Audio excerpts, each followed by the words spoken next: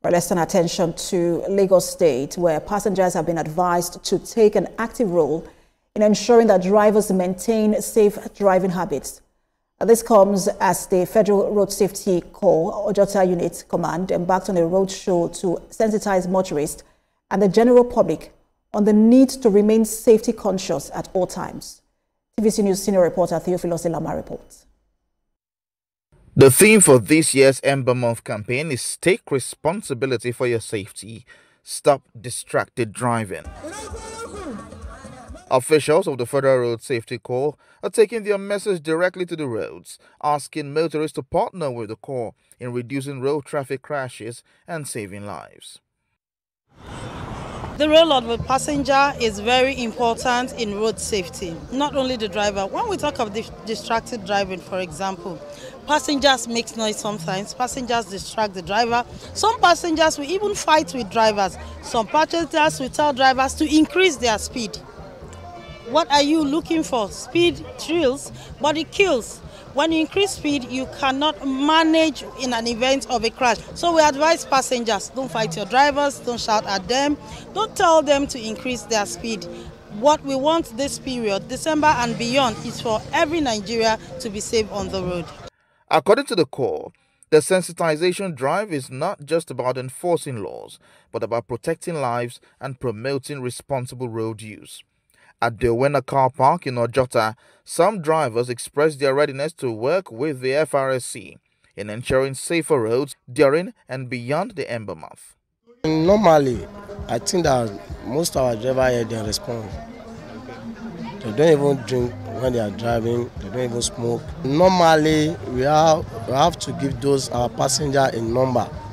If the driver misbehave on the road, they will call the number. So that's how we know that. As we dey here, we already help road safe because any rule and regulation where road safe they make, we dey follow am. Yes. So and road safe they come here to give us lecture every time. So we have followed the rule of the regulation of road safety. As the 2025 Ember Month campaign gathers momentum, the FRSC is reminding both motorists and passengers to remain vigilant, obey traffic rules, avoid distractions, and take personal responsibility for safety on the road. Theophilus Ilama, TVC News, Lagos. And the Lagos State government has officially unveiled plans for the 2025 Lagos International Climate Change Summit, a flagship initiative designed to position the state as Africa's climate capital. The announcement was made at a press briefing held at the Eco Atlantic City, a location described as a symbol of resilience and sustainable innovation. Esther Mokbariola reports. Nigerian Maritime Administration. Gathered here are key stakeholders from the Federal Ministry of Environment to development partners and private sectors to unveil the Lagos International Climate Change Summit 2025. And we are going to discuss.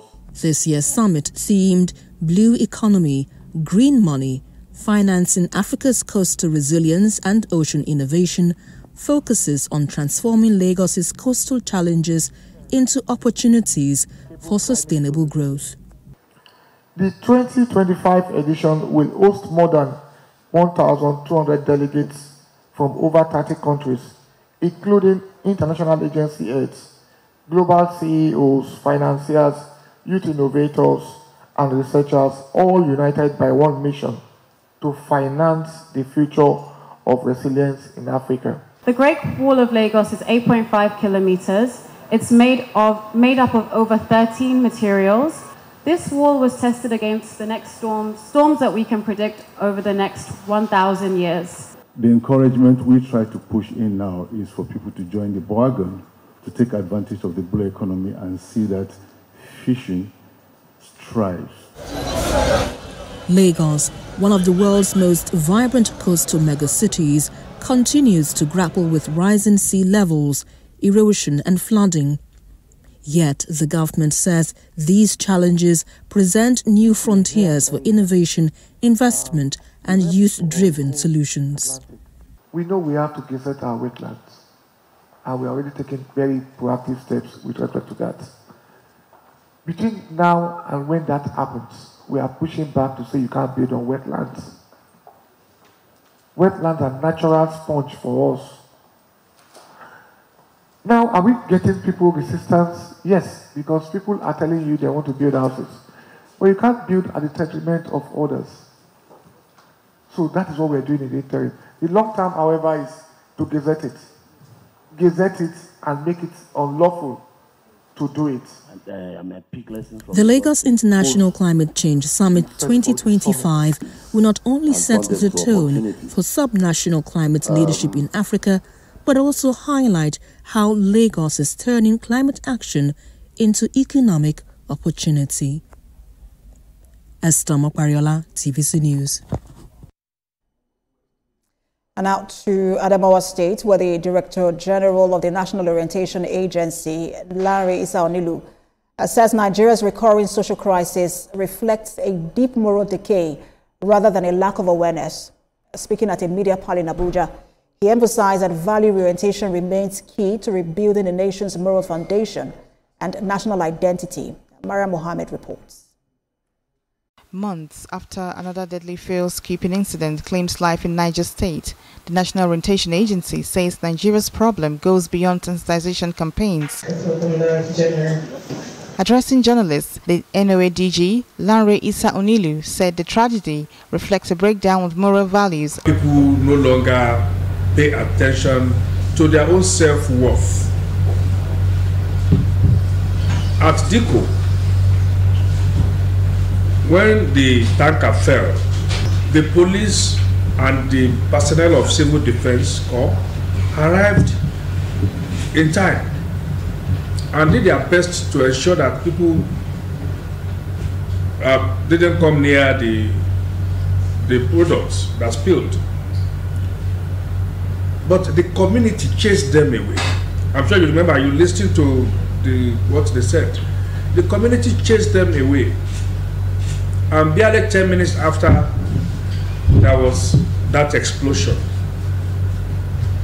and they killed their own children. According to him, despite repeated warnings, people continue to take dangerous risks, proves that awareness alone cannot solve the problem. In the past, what would have happened if they were even in a position to salvage any of such products? They will be doing that to assist the owner to salvage whatever they are able to salvage so that they can mitigate his losses.